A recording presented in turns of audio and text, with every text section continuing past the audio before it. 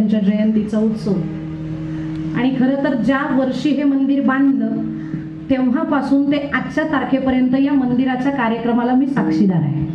म्हणजे पहिल्या वर्षी प्रवचन केलं आणि त्याच्यानंतर दुसऱ्या वर्षापासून जी कीर्तनाची परंपरा चालू आहे, किंवा मी मरेपर्यंत मी इथे येणार आहे.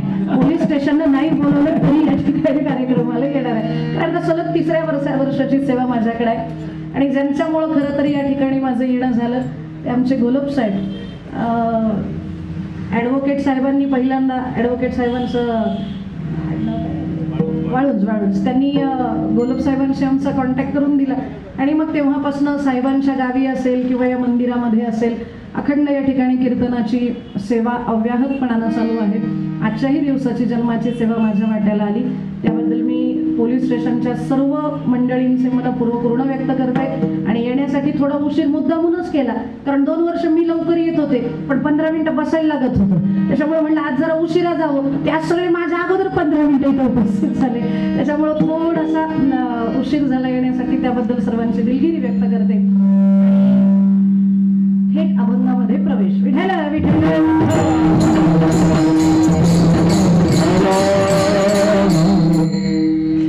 अभंगात प्रवेश करण्यापूर्वी वारकरी संप्रदायाच्या दंडकाप्रमाणे अभंगाचा अल्पसा परिहार द्यायचा तो असा.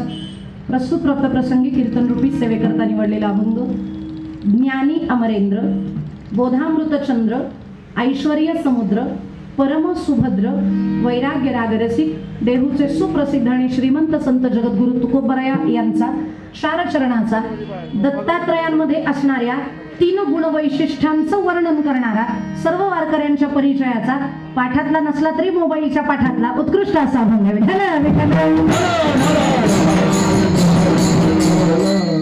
मानवी जीवन जगत असताना कुठेतरी शांतता आणि कुठेतरी समाधान माणसाच्या आयुष्याला गरजेचं आहे. कारण शांती परते नाही सुख, येर अवघेची दुःख. संसारात सगळीच माणसं पळतात हो, पण पळून पळून शेवटी जिथं थांबतात तिथं गेल्यानंतर कळतं की ज्याच्यासाठी पळलो तेही बरोबर येणार नाही, ज्यांच्यासाठी पळलो तेही बरोबर येणार नाही. म्हणजे ज्या गोष्टी कमावण्यासाठी पळलो ते धन आपल्या बरोबर येणार नाही, आणि ज्यांच्यासाठी धन कमावलं ती सुद्धा आपल्या बरोबर येणार नाही.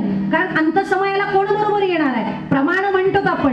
प्रमाण म्हणून म्हणून आपले टाळ कूट झाले, पण ते प्रस्फुटित अंतकरणात न होईना.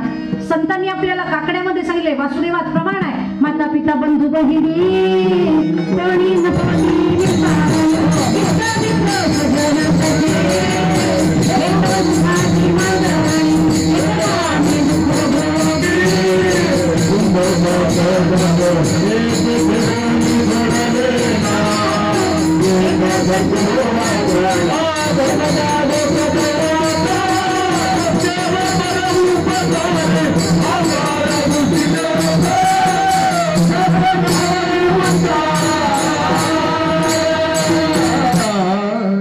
बघा, संतांनी कोणाकोणाचा उल्लेख केलाय जे शेवटच्या समयाला आपल्या बरोबर नसणार आहे.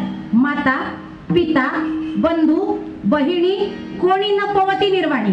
हे ऐकल्यावर बऱ्याच जणांना समाधान वाटेल, बरं झालं नवरा बायकोचं पोरांचं नाव नाही आलं. पण पुढे तेही आहेत. इष्ट मित्र स्वजन. स्वजन म्हणजे माझे म्हणून आपण ज्यांना जवळ करतो ते स्वजन. सखे हे सर्व हे तव सुखाची मांदणी. एकला मी दुःख भोगी कुंभ पाक जाचणी. तेथे कोणी सोडविना एका सद्गुरु वाचुनी. हे सगळं आपण जरी कमवलं तरी शेवटच्या समयाला हे आपल्याला सोडवू शकणार नाही. आपल्याला शांतता देईल, आपल्याला समाधान देईल, आपल्याला सुख देईल. ही फक्त एकच आपल्या जवळ भगवंतानं पुंजी दिलेली आहे, ती म्हणजे सद्गुरूंची कृपा. आणि ती काय तेथे कोणी सोडविना एका सद्गुरु वाचुनी.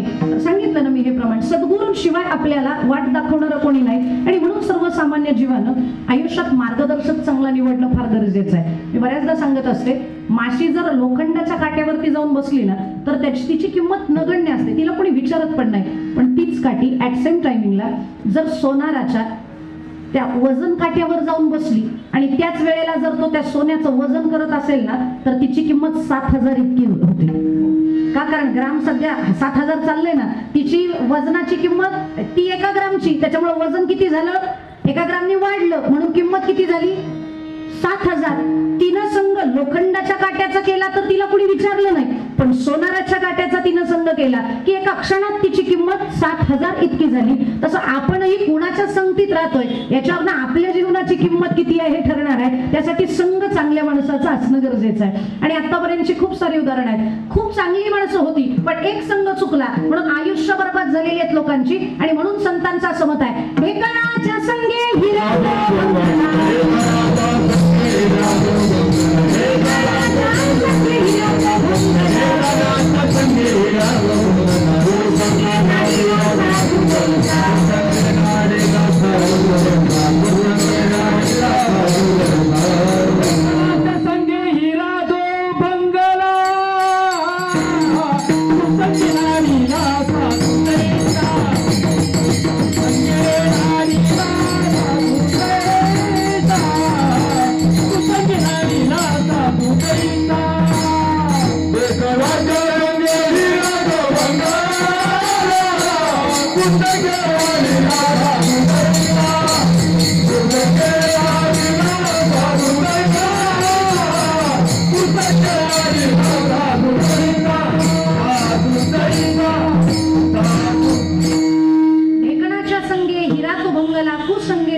साधू तैसा. तुम्ही कितीही साधू प्रवृत्तीचे असाल, चांगल्या प्रवृत्तीचे असाल तरी एक चुकीची संगत तुमच्या आयुष्यात लागली ना की तुमचं अख्खं आयुष्य खराब होऊ शकतं. म्हणून हिऱ्यानं हिऱ्याच्याच संगतीत राहावं, ढेकणाच्या जवळ कधीच जाऊ नये कारण त्याला भंग पावावं लागणार आहे. तसं मानवानं चांगल्यांची संगत जितकी आपल्याला मिळेल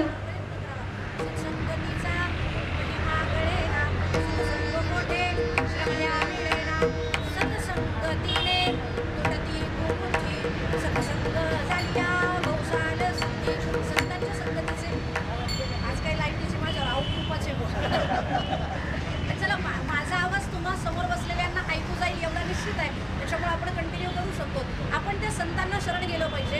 आणि म्हणून भगवंत गीतेत सांगतात, माझ्यापर्यंत पोहोचायचं असेल तर त्यासाठी तुम्ही संतांकडे गेलं पाहिजे. तद्विधी प्रणिपातेन परिप्रश्नेन सेवया उपदेक्षन्ति ते ज्ञानम ज्ञानिनस्तितो दर्शिनः. वाईटातला वाईट माणूस जरी संतांच्या संगतीत गेला ना तरी सुधारतो. वाल्या कोळ्यानं कित्येक तरी जीवांची हत्या केलेली होती पण एक नारदांसारखे साधू लाभले तर त्याला सुद्धा वाल्मिकी ऋषी बनण्याचा मान मिळाला. ही ताकद, ही क्षमता फक्त साधूंमध्ये आहे. आणि म्हणून आपण साधूंकडे गेलं पाहिजे. आणि साधूंकडे जाऊन काय विचारलं पाहिजे, माझं लग्न कधी होईल, मला मुलगा कधी होईल, माझ्या संसाराची वाढ कधी होईल, माझ्या धंद्यामध्ये अजून उत्कर्ष कसा होईल हे विचारलं पाहिजे का?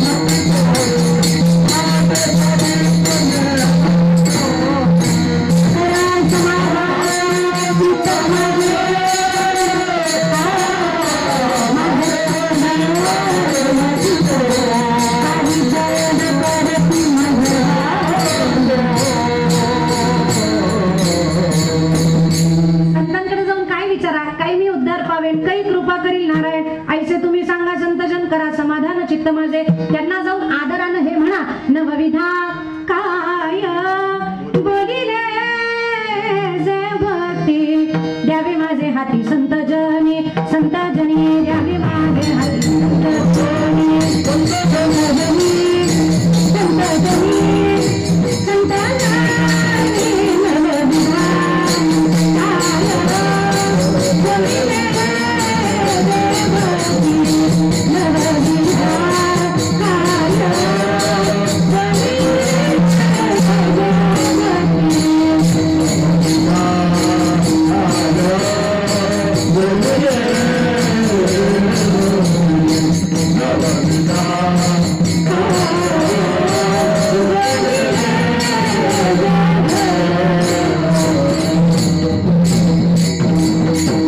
नवविधा काय बोलिले जे भक्ती नवविधा संतजनी. भक्ती करायची असेल तर भक्तीचे सुद्धा 9 प्रकार सांगितलेले आहेत. ते भागवतामध्ये आपल्याला वाचायला मिळतात. श्रवणम, कीर्तनम, विष्णुस्मरणम, पादसेवनम, अर्चनम, वंदनम, दास्यम, सख्यम, आत्मनिवेदनम या 9 प्रकारच्या भक्ती आहे. आणि त्या माहिती करून घेण्यासाठी आपल्याला गुरु लागणार आहे, संत लागणार आहे, शिक्षक लागणार आहे. फक्त शिक्षकांना आदर दिला पाहिजे, आपण त्यांचा सन्मान केला पाहिजे. कारण संतांना नुसतं शरण जायचं नाही, तर प्रणिपातेनं आणि सेवया या 2 गोष्टी साधकाला महत्वाच्या आहेत. त्या साधकाला कळतच नाही. आजकाल शाळांमधली शिक्षकांची अवस्थाच इतकी वाईट आहे की बाहेरच्या संतांना जाऊन मुलं काय शरण जातील किंवा काय त्यांना विचारतील हा मोठा प्रश्नच आहे. आत्ताच्या मुलांना शिकवणं सोपं नाही. माझी एक मैत्रीण शिक्षक झाल्यानंतर पहिलाच दिवस तिचा वर्गावरती जाण्याचा, पण अगोदरच्या ज्या वर्ग शिक्षक होत्या त्यांनी अगोदरच सगळ्यांची माहिती तिला करून दिली की ज्या वर्गावरती तू शिकवायला चाललीये त्या वर्गातला एकही मुलगा धडाचा नाहीये, सगळी आगाव आहे, त्याच्यामुळे जरा जपून जा. फार मूर्ख आहेत ती मुलं. ती म्हटली आता हिचा नवीन ऊर्जेची होती, त्याच्यामुळे मला जाऊ तर द्या, अशी सुतासारखी सरळ करते. वर्गात एंटर केल्याबरोबर तिनं डायरेक्ट पोरांना सांगितलं, एकदम छान, आवाज अजिबात नकोय मला. आणि मला तुमच्या पूर्वीच्या प्रिव्हियस टीचरनं सांगितलेलं आहे की तुम्ही फार आगाऊपणा करता, तुम्ही फार मूर्खपणा करता. अख्ख्या वर्गात सगळ्यात आगाऊ कोणी त्याला पटकन उभं राहा. आता असं म्हणलं खरंच कोणी उभं राहील का? चोराला जर विचारलं तू चोरी केली का, तर तो लगेच म्हणतो हो हो, माझ्याशिवाय कोण करणार आहे. म्हणजे वर्गातली पोरं लगेच कोण म्हणतील की मी मूर्ख आहे? कोणीच उभं राहिलं नाही. 10 मिनिटं ती ओरडत होती, अरे कोण आगाव आहे, कोण मूर्ख आहे, ऐकू येत नाही का, उभं राहताय की बघू तुमच्याकडे एकेकाकडं. 10 मिनिटं ओरडली पण कुणी काही उभे राहिला. शेवटी 11व्या मिनिटाला तिच्याच समोर बसलेला एक मुलगा उभा राहिला. उभा राहिल्यावरती तिनं गाणंच पिरगाळा, का रे माझ्यासमोर उभा राहतो, आगाऊपणा करतोस, मूर्ख आहेस, आतापर्यंत सगळ्या शिक्षकांना त्रास दिला. तो म्हणला हो बाई पहिले कान सोडा माझा, पहिले मी काय म्हणतोय ते ऐका. तिनं कान सोडला. म्हणली अख्ख्या वर्गात कोणी उभं नाही राहिलं, तू का उभा राहिला? तो म्हणला बाई 10 मिनिटापासून मी तुमचं ऐकतोय, आगाव कोणे मूर्ख कोणे, त्यानं उभं राहा, त्यानं उभं राहा. 10 मिनिटं तुम्ही एकट्याच उभे आहेत, तुमच्या बरोबर कुणीतरी जोड असावं म्हणून उभं राहिलं.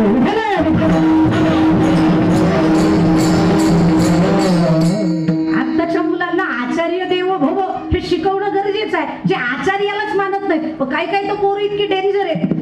जर समजा एखादे टीचर अख्ख्या वर्गात जर एखाद्या मुलाचा अपमान केला ना, तर त्या गुरुजीला काय म्हणतात माहितीये का, इथं 5 तास तुझे, बाहेरचा अख्खा दिवस माझा आहे, तू फक्त बाहेर भेट कॉलेजच्या, तुला सांगतो. बरं ते खेडचं बरं आहे, समोरच पोलीस स्टेशन आहे म्हणून पोरं असं म्हणण्याची हिंमत करत नाही, कारण तिथं जाऊन दिला की डायरेक्ट इकडे यावं लागेल. पण ही आता सध्याची परिस्थिती आहे आणि मुलांना फूस आई बापाची आहे. पूर्वीच्या काळी आमच्या आया ज्या वेळेला शिक्षकांकडे घेऊन जायच्या ना, त्यावेळेला शिक्षकांना सांगायच्या आगाऊपणा केला ना तो 2 धपाटे जादा घाला. पण आताचे आई बाप इतके विचित्र आहेत, हात जर लावाल तरी याद राखा. खरं आत्ता जन्माला यायला पाहिजे होता आपण, मार तरी वाचला असता किंवा.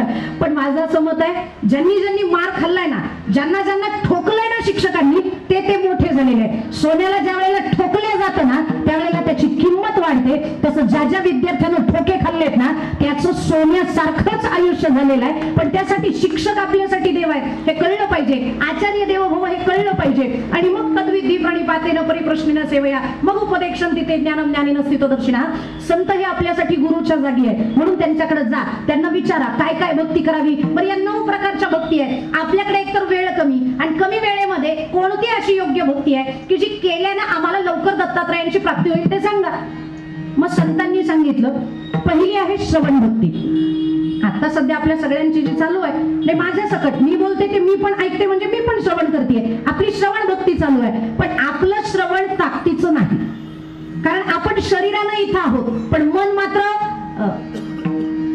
काही म्हणत असतील महाप्रसाद तयार आहे, जरा लवकर उरकलं तर बरं होईल. काही जणांना घरी जायची घाई असेल, कोणाला दुसऱ्या कार्यक्रमाला जायचं असेल. आपलं मन फार विचित्र आहे. मन कधी स्थिर कीर्तनात बसत नाही, चिंतनात बसत नाही. आणि अर्जुनासारख्या महात्म्याला सुद्धा ही अडचण आहे. चंचल ही मनः कृष्ण प्रमाती बलवदृढः तस्याहं निग्रहं मन्ये वायुरिव सुदुष्करम. वायूचा वेग कमी एवढा वेग या मनाचा आहे. काय काय करीतो या मना परिनायके नारायणा. म्हणून त्या देवाला सांगावं लागतं, माझ्या मनाला हो छंद,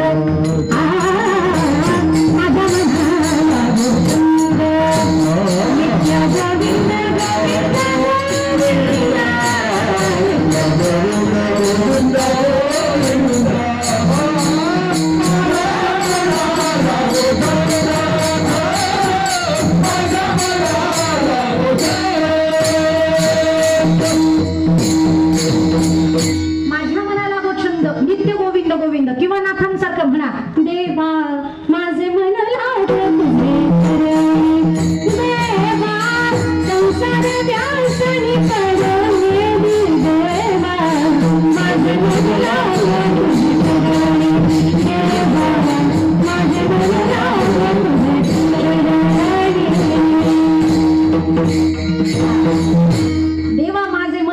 तुझे चरणी संसार व्यसनी पडोने दी. आणि एकदा का मन त्या भगवंताच्या चरणाशी स्थिर झालं की मग मात्र मनाला कीर्तनात बस हे सांगावं लागत नाही. आपलं मन जर कीर्तनात बसलं, वाक्य नीट ऐका, जर कीर्तनात आपलं मन नीट बसलं, कीर्तनकाराचे बोल जर हृदयात रुजले आणि कृतीतनं फुलले तर परत दुसरं कीर्तन ऐकण्याची गरज पडणार नाही. एकाच कीर्तनात मोक्ष मिळेल एवढा अधिकार आहे. पण आपण आपलं नुसतं नळी फुंकिली सोनारे इकडून तिकडे गेले वारे, फक्त ऐका आणि सोडून द्या, लिव्ह इट असं करतो. त्याच्यामुळे आपल्या जीवनात फारसा काही परिणाम आणि फरक श्रवण भक्तीचा पडत नाही. श्रवण भक्ती फक्त एकानं केली, परीक्षित राजानं. परीक्षित राजाला ज्या वेळेला कळलं की आता तक्षकी येणारच आहे आणि मला मारणारच आहे, चांगला राजा, पण फक्त एक चूक झाली म्हणून अविचार घडला. आणि एक चूक काय झाली, त्याच्या घराण्यातल्या जरासंधाचा मुकुट त्यानं डोक्यावरती घालावासा त्याला वाटला. का? कारण तो सुवर्णाचा आणि रत्न जडित होता. लोकांची कितीही चांगली गोष्ट असेल तरी ती आपल्याकडे यावी ही वासना कधीच ठेवू नका. कारण त्यानं ज्या वेळेला ती गोष्ट घातलेली असते त्यावेळेला त्याचे जे विचार असतात ते विचार इम्प्लिमेंट होत असतात आपल्या हृदयामध्ये. त्याच्यामुळे कुणाचंही काही घालू नका. नाही तर कीर्तनाला जातात आणि जाताना दुसऱ्याच्या चांगल्या चपला दिसला की वाईट आहे. हे चांगली किती असेल तरी त्याचे विचार जर वाईट असतील तरी सुद्धा विचार बदलतात ना. म्हणून असं म्हणलं जातं, गरीब असावा पण तो साधू वृत्तीचा असावा, त्याच्या घरचं अन्न खा, पण चांगलं दिसतंय म्हणून कुठेही जाऊन ते फुकट मिळतंय म्हणून खाऊ नका. त्या परीक्षिती राजाला त्या दिवशी अन्नही त्याचं चुकीचं झालं आणि त्याच्या डोक्यावरती जो मुकुट आहे तो जरासंधाचा आला. आणि जरासंध हा वाईटच वृत्तीचा, त्याला संतांचा अपमान करण्याची फार हौस. आणि परीक्षितानं तो मुकुट घातल्यावरती त्यानं सुद्धा एका साधूचा अपमान केला. शृंगी ऋषींचा शाप लागला की ज्या तक्षकाला, ज्या सापाला तू गळ्यामध्ये माझ्या वडिलांच्या टाकलेला आहे त्याच सापाच्या दंशानं तुझा येत्या 7 दिवसात मृत्यू होईल. हे ऐकल्यानंतर तो घाबरला. मग सगळे साधू संत आले त्याला वाचवण्यासाठी. सगळ्यात शेवटी आले शुकमुनी. आणि शुकमुनीने विचारलं, ए बाबा, तुला जर जगायचं असेल तर मी तुझं आयुष्य वाढवू शकतो, पण कितीही जगलास तरी एक दिवस मृत्यू हा अटळ आहे. मी बऱ्याचदा सांगते, या जगात जर अंतिम सत्य काय असेल ना तर तो आपला मृत्यू आहे. काही जरी घडेल नाही घडेल हे सांगता येत नसेल तरी हे मात्र निश्चित सांगता येतं की इथं बसलेला प्रत्येक माणूस मरणार आहे. फक्त कालावधी अलीकडे पलीकडे असेल. कोणी 10 वर्ष जगेल, कोणी 10 दिवस जगेल, तर कोणी 50 वर्ष पण जगेल, पण मरणार हे मात्र निश्चित आहे. आणि मरण चांगलं यावं यासाठी प्रत्येकानं प्रयत्न केला पाहिजे. मग परीक्षितीला विचारलं, तुला जगायचंय की 7व्या दिवशी मरायचंय? मग परीक्षिताचं हेच वाक्य होतं, मरायचं तर सगळ्यांना आहे, आज नाही तर उद्या मी पण मरणार आहे. मरण जर चुकणारच नाही तर मग उद्या मेलो काय, आज मेलो काय, फक्त मरण चांगलं यावं यासाठी काहीतरी करा. आणि मग शुकमुनीने सांगितलं, तुला भागवत सांगतो, जे श्रवण जर व्यवस्थित तू केलंस तर 8व्या दिवशी तुला विमान घ्यायला येईल. विगतः मानः इति विमानः. मानाचं हरण होणं म्हणजे विमान येणं आहे. आपण आतापर्यंत 1000 कीर्तन ऐकली असतील पण आपल्याला काही विमान साधं खोटं सुद्धा आलं नाही पृथ्वीवरचं. पण परीक्षिताला मात्र खरंच गेला विमान आलं. का? कारण मरण सुधारण्यासाठी त्यानं भागवत ऐकलं. आणि ऐकताना असं ऐकलं, 8 दिवस भागवत कथा चालली. आत्ताच्या भागवत कथांसारखी कथा नव्हती ती. आत्ताचे भागवतकार कथा 4 तास करतात. 4 तास कथा झाली की कथा संपली. पण कथा जर उत्तर प्रदेशातला चांगला वक्ता असेल तर सकाळचे 3 तास आणि संध्याकाळचे 4 तास अशी 7 तास कथा करतो. आणि जर त्याच्याहूनही चांगला असेल तर तो कथाच संपवत नाही 8 दिवस. आणि असे फक्त एकच कथाकार ते म्हणजे शुकमुनी. 8 दिवसामध्ये पाणी पिण्यासाठी आणि मलमूत्र विसर्जनासाठी सुद्धा दोघंही उठले नाही. ना श्रोता उठला ना वक्ता उठला. आणि अशी कथा झाली ती भिनली. आणि त्याच्यामुळं त्यांना 8व्या दिवशी प्रश्न विचारला शुकमुनींनी, आता मरायला तयार आहेस? त्यावेळेला शुकमुनींना उत्तरादाखल परीक्षितीने सांगितलं, जन्मालाच आलो नव्हतो तर मरेन कसा? का? कारण मी जन्माला येणारा नाही आणि मी मरणारा नाही. मग मी कोण आहे याचा तो विचार वारकऱ्यांनी करायचा आहे. भजन करणं, कीर्तन करणं हे फक्त अंतरंगात घुसण्यासाठीची साधनं आहे, हे लक्षात असू द्या. नाही तर बऱ्याच जणांना वाटतं की आम्ही वारी करतो ना, आम्ही कीर्तनाला जातो ना, आम्ही प्रवचनाला जातो ना, आम्ही फार मोठे वारकरी आहोत. सगळा दिखावा आहे हा. हे फक्त आपल्याला आत नेण्यासाठी, प्रवृत्त करण्यासाठीची साधन आहे. नाही तर खरा परमार्थ म्हणजे आहे मी कोण याचा करावा विचार. म्हणे ज्ञानेश्वर निवृत्तीचा. कधीतरी स्वतःला विचारा ना, स्वतःकडे तोंड करा, नाही तर आरशासमोर उभं राहा आणि विचारा, आलासी कोठून या, जासी कवणे रे ठाया, तुझे आवडी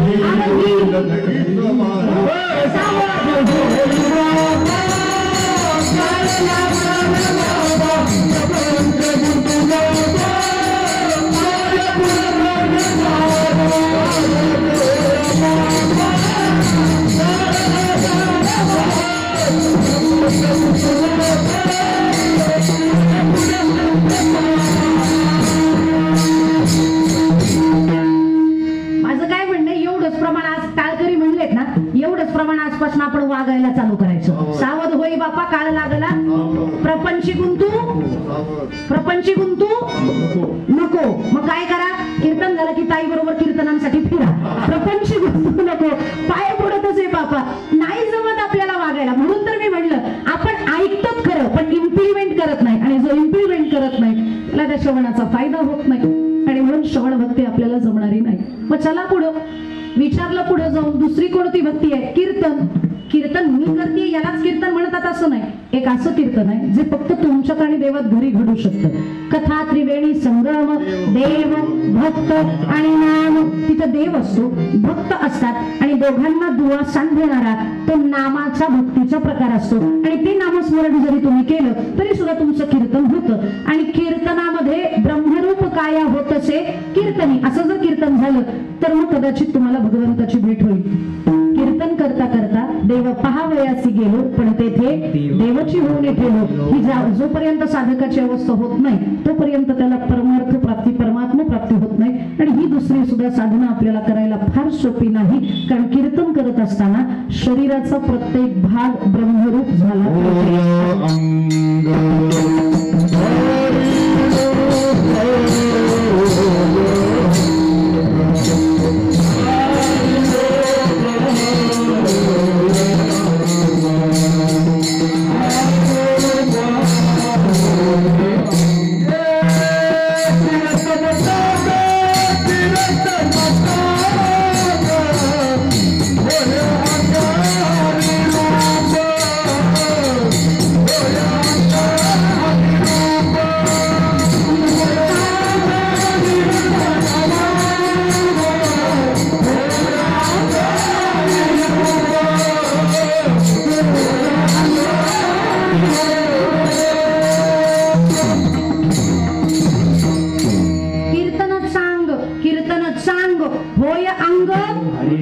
झालंय का आपलं? कधी नाही होत. म्हणून कीर्तनही आपल्याला जमणार नाही. आणि कीर्तनही कसं करावं लागतं? सततम कीर्तयंतो माम.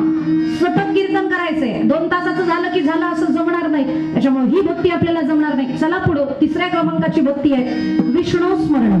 विष्णू स्मरण केलं दोघांनी, एक प्रल्हादजींनी आणि एक ध्रुवानी.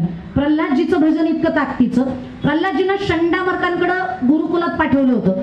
प्रल्हादजी षंडामर्क गेले की मुलं एकत्र करायचे, षंडामर्कांच्या जागी उभे राहायचे आणि म्हणायचे हे षंडामर्क शिकवतात ना, हे चुकीचं शिकवतात. मी जे शिकवतोय ते जर केलं तरच तुम्हाला मोक्ष मिळेल. पोरांनी विचारावं मग काय करावं आम्ही? कुणाचं भजन करावं? षंडामर्क तर हिरण्यकश्यपूचं भजन करा म्हणतात. मग नेमकं आम्ही कुणाचं करावं? मग त्यांनी सांगावं मी म्हणतो ते मागं म्हणा, श्रीकृष्ण गोविंद हरे मुरारी हे नाथ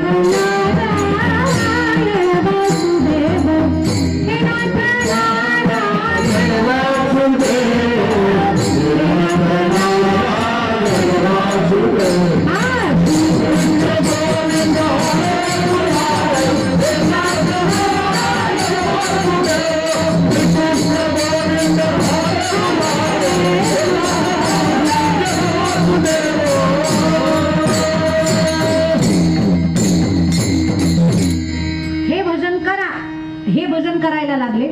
सगळे विद्यार्थी नारायण रूप झाले. का? कारण प्रल्हादजींचा स्पर्श झाला त्यांना. ज्या वेळेला षंडामर्क आले, षंडामर्कांनी त्या मुलांना भजन करताना पाहिलं, धडकीच भरली त्यांना.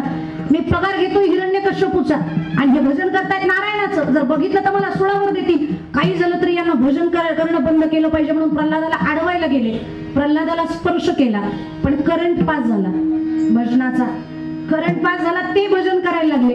पण षंडामर्क सुद्धा भजन करतायत, सगळी मुलं भजन करतायत. आवाज इतका मोठ्यानं व्हायला लागला. तो आवाज गेला हिरण्यकश्यपूच्या राजवाड्यात. हिरण्यकश्यपू म्हणले माझं एवढ्या जोरात भजन कोण करताय? जा बरं म्हणले एका सेवकाला बघून या नेमकं काय कसं भजन करतायत. सेवक बघायला गेला आणि तो म्हणला हे जर माघारी जाऊन सांगितलं तर कार्यक्रमच आपला. त्याच्यामुळे हे सांगणं कामाचं नाही, यांना पहिले थांबवलं पाहिजे. म्हणून षंडामर्कांना हात लावला, त्यालाही करंट पास झाला, तोही भजन करायला लागला. हा अजून कसा येणार म्हणून दुसरा सेवक पाठवला, त्याची तीच अवस्था. 5-6 जण पाठवले पण सगळे जायचे ते भजनच करायचे, माघारी कोणी येईना. शेवटी हिरण्यकश्यपू म्हणला आता मी स्वतः गेलो पाहिजे. हिरण्यकश्यपू गेला आणि त्यानं ते भजन बघितलं. त्याला इतका प्रचंड राग आला. त्यानं विचार केला बाकी कोणाला अडवण्यापेक्षा किमान माझ्या पोटी जो जन्माला आलाय त्यालाच थांबवलं पाहिजे. म्हणून प्रल्हादजींना हात लावला पण त्याला काही परिणाम झाला नाही. का? कारण तो बल्बच खराब होता. त्याच्यामुळे त्याच्यात काही करंट पास झाला नाही आणि मग त्याला राग आला आणि विचारलं कुठे आहे भगवंत सांग. मग प्रल्हादजींचं उत्तर आहे यत्र तत्र सर्वत्र येरू म्हणे काष्टी पाषाणी सकळ आहे वनमाळी जेथे तेथे तो नाही अशी या जगामध्ये एकही जागा नाही. मग कडेलोट केला तर भगवंतांनी झेललं, उकळत्या तेलात टाकलं तर त्याची फुलं केली, होलिकेच्या मांडीवरती बसवलं तर होलिका जळून राख झाली पण प्रल्हादजींच्या केसाला धक्का लागला नाही. आणि मग शेवटी आता मीच तुला मारतो म्हणून खड्ग घेऊन आले. हात उगारल्यावरती म्हणतात बोल आता तुझा नारायण कुठे आहे. म्हणे तो सगळीकडे आहे. ज्या खांबाला चिटकून प्रल्हादजी उभे होते विचारलं या खांबात आहे का. हो म्हणे त्याच्यातही आहे. पण थांबा म्हणले पहिले बघू दे आहे का. म्हणून कान लावला तर गुरगुरण्याचा आवाज आला आणि मग सांगितलं हो या खांबातही आहे. आणि मग काय खांबावरी लाथ मारिली दुर्जने स्तंभी नारायण प्रगटले. स्तंभातनं नारायण आले. आपल्याला मूर्तीतनं सुद्धा बाहेर येताना कधी दिसत नाही का, कारण प्रल्हादजींसारखं स्मरण आपण केलं नाही. आपणही भजन करा तर निश्चित येईल. पण आपण आतापर्यंत भजन करून कीर्तनात आतापर्यंत मी किमान 6-7 वेळेला तरी म्हणले असेल म्हणा विठ्ठल विठ्ठल असं म्हणले असेल. पण आपण म्हणून सुद्धा विठ्ठल ज्या अर्थी आपल्याकडे आला नाही त्या अर्थी आपल्याला विष्णू स्मरण प्रल्हादजी इतकं ताकदीनं करता येणार नाही. मग चला विष्णू स्मरण गेलं. आतापर्यंत मी 3 भक्ती सांगितल्या श्रवणम कीर्तनम विष्णू स्मरण. चला पुढची भक्ती चौथी भक्ती सांगितलेली आहे पादसेवन. पादसेवनाची भक्ती आपल्याला करता येणार नाही कारण देवाच्या पायाच्या सातबाऱ्यावर आपलं नाव नाही. मग कुणाचं नाव आहे. गुडघ्यापासून घोट्यापर्यंत लक्ष्मीच्या ताब्यात आहेत पाय. आपण शेषशाही विष्णूंची जर मूर्ती बघितली असेल तर तुमच्या लक्षात येईल विष्णूची कायम पाद्य पूजा करत असते लक्ष्मी, पाय दाबत असते. आणि म्हणून तो वारकऱ्याला जर विष्णू यावा असं वाटत असेल तर पहिले बोलवायला कुणाला लागतं, काय सेटिंग कुणाकडे लावावी लागते.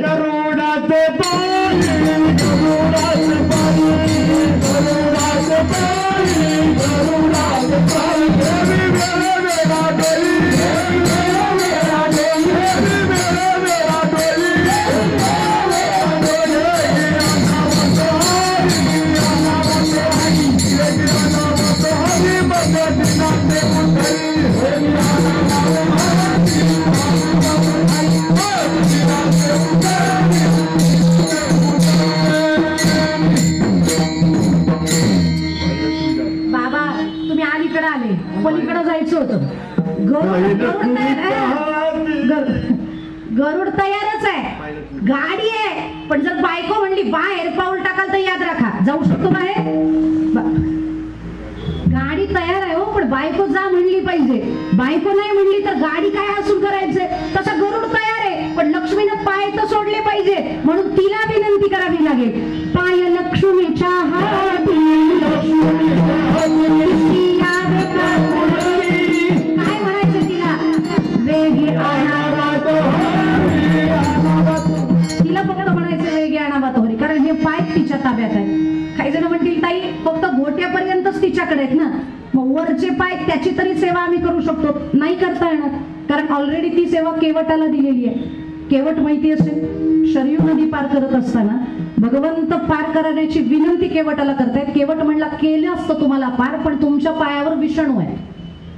विषाणू आहे तर माझ्या पायावर अरे आताच राजमहल सोडून आलोय कसे विषाणू असतील. म्हणे मी वाल्मिकींचं रामायण व्यवस्थित वाचलेलं आहे आणि वाल्मिकी रामायणात असं सांगितलेलं आहे की तुमचा पाय ज्या दगडाला लागेल त्या दगडाची बाई होणार आहे. जर तुम्ही दगडाची बाई करता तर माझ्या होडीच्या एका फळीची एक बाई बनवसान आणि एवढ्या बाया कुठं नेऊन ठेवू एकच सांभाळता येईना. त्याच्यामुळे पहिले मला ती विषाणू आहे ते धुवून काढावे लागतील बाई बनवणारे.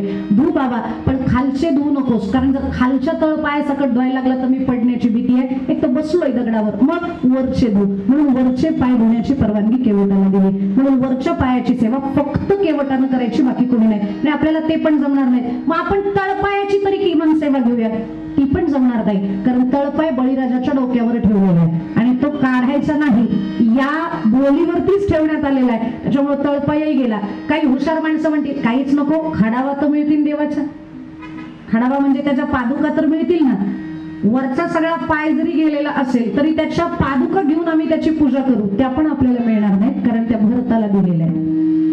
भरतानं जिवंत असेपर्यंत कधीच राजगादीवरती बसण्याचा मान मिळवला नाही जो त्याला फुकट मिळत होता. तो जसा माघारी आला बाहेर गावी गेला होता घरी आल्यानंतर जो काही घडलेला प्रकार आहे तो सगळा त्याला कळला. तो म्हणला जिकडे भाऊ गेलाय तिकडे मी जाणार कारण हे राज्यपद मला नकोय म्हणून निघाला भरतजी. पण त्या भरताची एवढी काळजी प्रभू रामांना तुम्ही कदाचित ऐकलेला प्रसंग असेल. भरत निघाल्याची चाहूल रामांना झाली आणि हे हृदयीचे ते हृदय कसं होतं कारण तेवढं प्रेम असावं लागतं. आत्ताच्या भावांमध्ये पण तेवढंच प्रेम आहे. इतकं प्रेम आहे की बांधावरची भांडणं कोर्टात गेलेली आहेत. आणि मग त्या बांधाची तरी किती जागा असून असेल. माझं काय म्हणणं आहे माहितीये का, भावाशी जर बांधावरनं भांडणं चालू असेल ना तर ते भांडण साधं करू नका, सुप्रीम कोर्टात न्या. पुढे आहे का, पण भांडणं सुप्रीम कोर्टात न्या. आणि ज्याच्या बाजूने निकाल लागेल त्याच्यासाठी फक्त एक नियम आहे, ज्या जमिनीसाठी तुम्ही भांडणं करून ती जमीन जिंकलेली आहे त्याच्यातली मुठभर माती सुद्धा मेल्यावर खाली ठेवून जाऊ नका, सगळीच्या सगळी बरोबर घेऊन जा. जमेल ना? याचीच माती होते. आणि काय त्या मातीसाठी भांडायचंय? आणि मी म्हणते ते वाक्य व्यवस्थित लक्षात ठेवा. एंटायर वर्ल्ड म्हणजे अख्खच्या अख्खं जग, या जगाच्या सातबाऱ्यावरती फक्त एकच नाव आहे आणि ते नाव माझ्या परमात्म्याचं आहे. त्याच्या व्यतिरिक्त या जगात काहीही कोणाचं नाही. हे सगळं त्याचं आहे, त्यांना आपल्याला वापरायला दिलेलं आहे. कॉन्ट्रॅक्टर लोकांना बीओटी तत्व माहिती असेल. बीओटी म्हणतात किंवा बीयूटी म्हणतात, बिल्ड, ऑपरेट अँड ट्रान्सफर, किंवा बिल्ड, युटिलाइज अँड ट्रान्सफर. बांधा, वापरा आणि हस्तांतरित करा. तुम्हाला जमीन दिली आहे, राहायला घर लागतंय, बांधा, वापरा, पण मरताना तुम्ही घेऊन जाणार नाही, ते देऊन टाका. कुणाला द्यायचंय ते द्या, पण दिल्याशिवाय तुम्हाला जाता येणार नाही. मग जर येणारच बरोबर काही नाही तर त्या गोष्टीसाठी भांडणं कशाला? आणि सत्ययुगातल्या लोकांना हे माहिती होतं, आत्ताच्याही लोकांना माहिती आहे, पण कळतंय पण वळत नाही. आणि मग शेवटच्या क्षणाला म्हणतात, काय आयुष्यभर भांडणं केली नसती, भांडणं केली तर बरं झालं असतं. आणि हातपाय थरथर कापायला लागल्यावरती मग काळ सगळं दाखवतो तुझ्या बरोबर काय काय घडणार आहे. मग याची माफी माग, त्याची माफी माग, ह्याला असं नको बोलायला पाहिजे होतं, त्याला तसं नको बोलायला पाहिजे होतं. पण हे जरी मुलांनी ऐकलं तरी मुलांच्या अंतःकरणात इतरांबद्दलचं इतकं विष आपण पेरलेलं असतं की पुढे जाऊन ती मुलं ऍग्री होत नाहीत बाकीच्यांची माफी मागण्यासाठी. म्हणून आपण कुठेतरी चुकतो. आपणच सगळ्या मुलांना आपल्या सांगून ठेवा, कुठल्याही गोष्टीसाठी भांडणं करू. दोनच आवाज आले, बाकीचे म्हणतात तुम्ही फक्त बोला, काय करायचं ते आम्ही ठरवू. भरताबद्दलचं प्रभू रामांच्या अंतःकरणात इतकं प्रेम.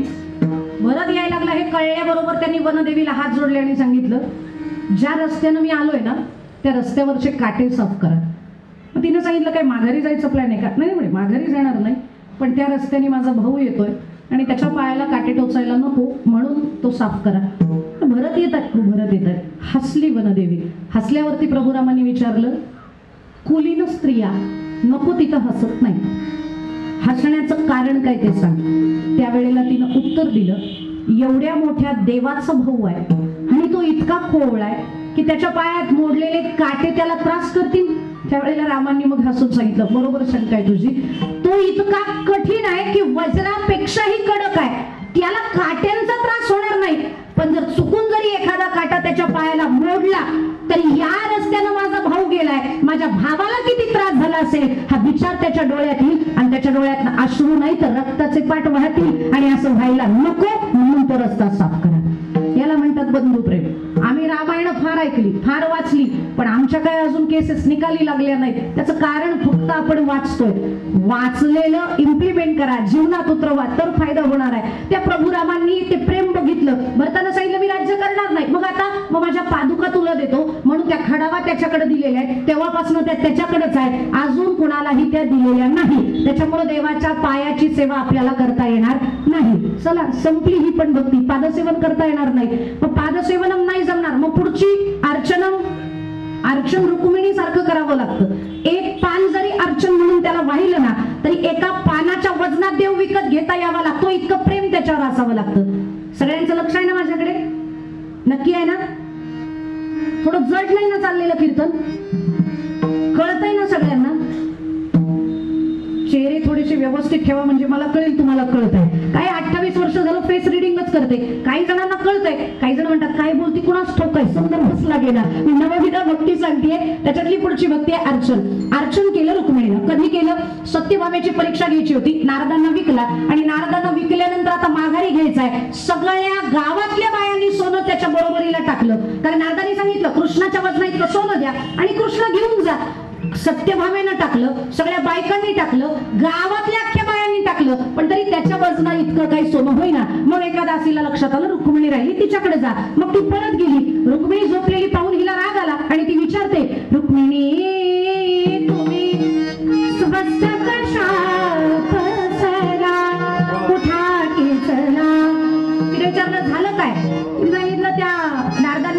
सांगितलंय तुमच्या नवऱ्याला माघारी द्या असं म्हणल्यावरती म्हणतात कसे की त्याच्या वजना इतकं सोनं द्या.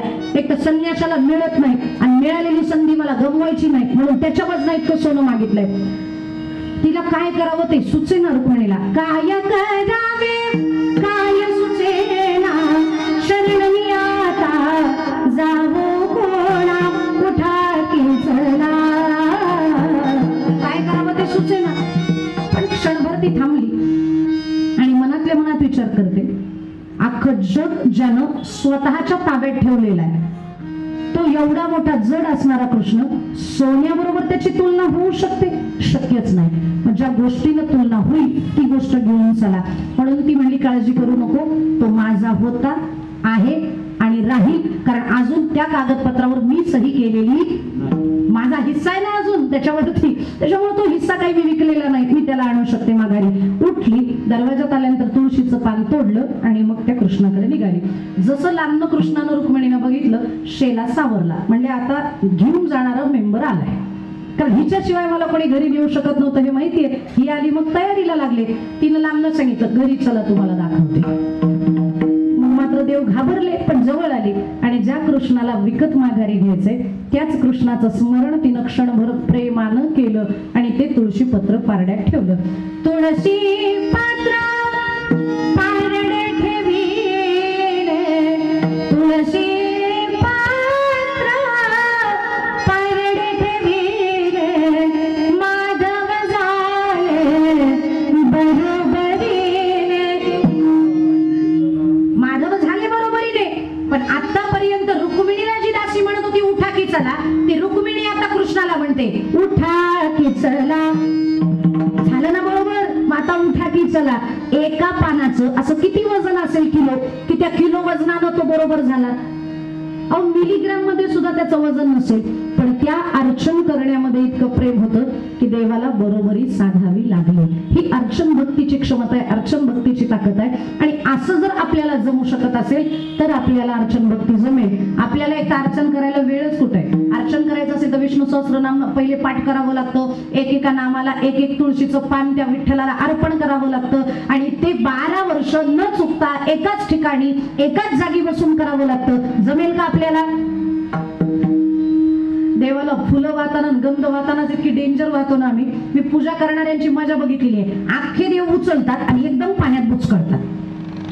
मग ह्याची अलर्जी त्याला होऊ शकते त्याला त्रास होऊ शकतो विचारच नाही. एकत्र गोळसायची टॉवेलात घेऊन आणि गंध लावताना तर कमालीचा गंध लावतात. एक तर मूर्ती एवढीशी त्याच्यात त्याचं तोंड एवढं बरं त्या तोंडातही त्याचं कपाळ एवढंसं आणि बोट भरून त्याला गंध लावतात. त्याच्या नाकात तोंडात डोळ्यात सगळीकडे गंधच गंध असतो. म्हणून मी बऱ्याच जणांना सांगते चुकून जरी त्याच्या डोळ्यात गंध गेला तरी ते तुम्हाला गंध लावलेल्याचं पुण्य नाही तर पाप लागेल. म्हणून एक तर पूजा करू नका आणि केली तर ती व्यवस्थित करा.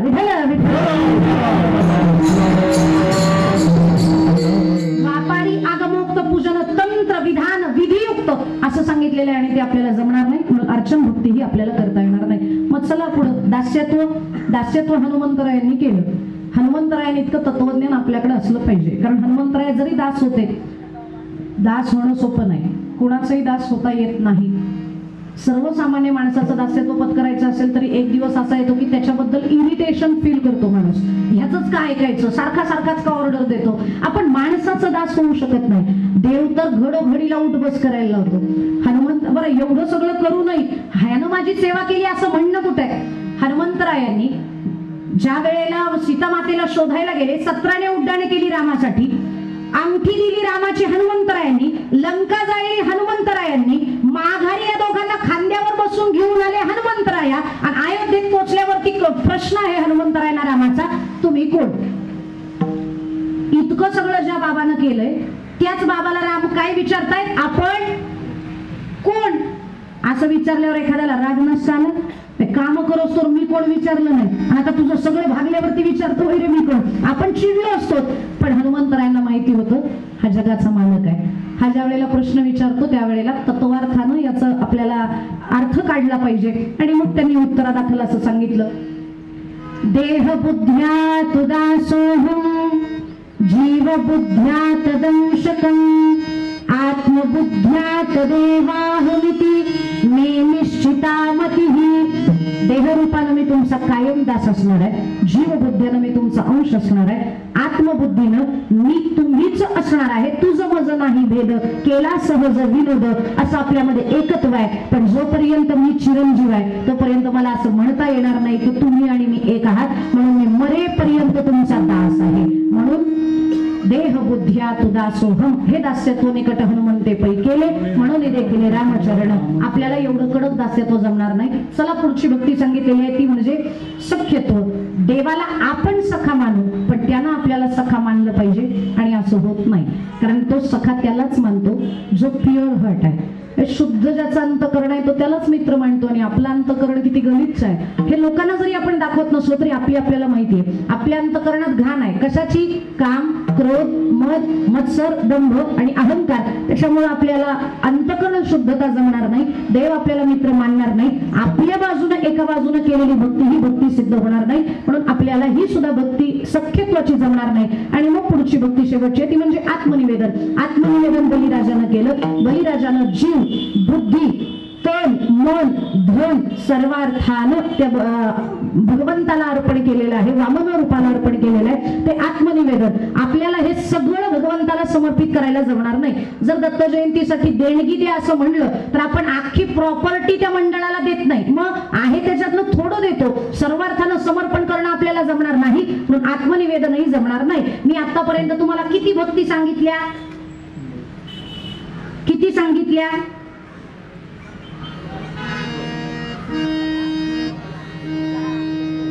इथंच तर कुठं नाही. जे 8 म्हणत आहेत ते व्यवस्थित ऐकतायत, कारण मी एक भक्ती जाणून बुजून राखून ठेवलेली आहे. ती म्हणजे वंदन भक्ती. ती मध्येच येत होती पण तिला गाळून मी पुढच्या भक्ती सांगितल्या. 8 भक्ती सांगितल्या. आणि सगळ्यात शेवटची भक्ती ती का ठेवली? कारण ती माझ्या अभंगाच्या पहिल्या चरणात आहे. भगवंताला नमन करणं हे अत्यंत सोपं आहे. जो भगवंताला नम्र झाला तो भगवंत वश त्याला होऊ शकतो. नम्र झाला भूता तेने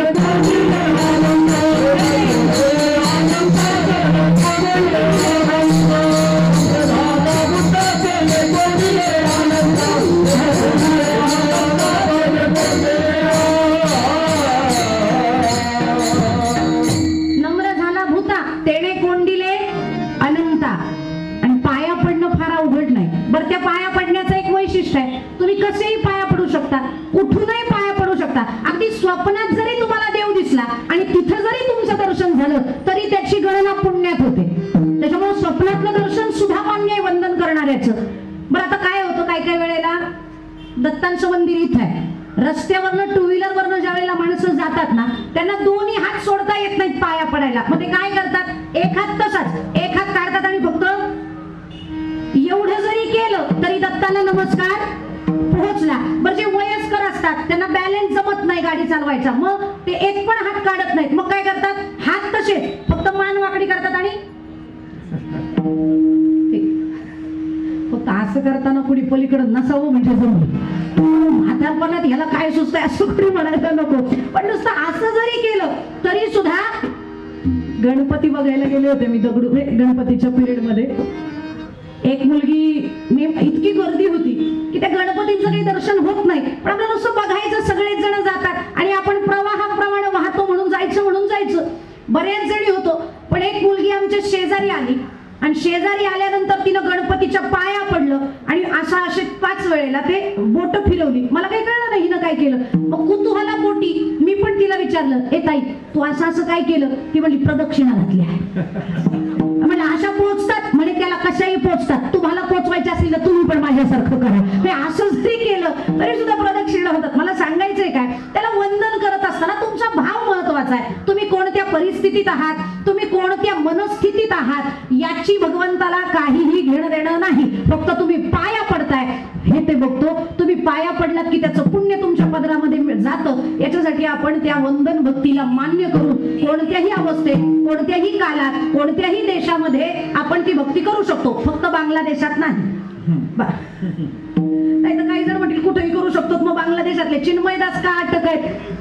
आता त्या बिचाऱ्या माणसानं आयुष्यभर तिथल्या लोकांना खाऊ पिऊ घातलाय, पण तरी सुद्धा फक्त पायाच का पडतो, कृष्णाचंच भजन का करतो म्हणून त्या माणसाला आत टाकलेलं आहे. प्रयत्न चालू आहेत आपले सोडवण्याचे. पण बांगलादेशात फक्त आता मान्य नाही, काही वेळानं तिथेही मान्य असेल, पण सर्व देशांमध्ये, सर्व कालांमध्ये, सर्व परिस्थितीमध्ये जी भक्ती आपल्याला करता येऊ शकते ती वंदन भक्ती आहे, ती नमन भक्ती आहे आणि त्या नमनालाच भक्ती असं म्हणतात. आणि ती भक्ती जर आपण केली तर आपल्याला देव प्राप्त होईल. म्हणून तुकोबराय याच भक्तीचा उद्घोष अभंगाच्या प्रथम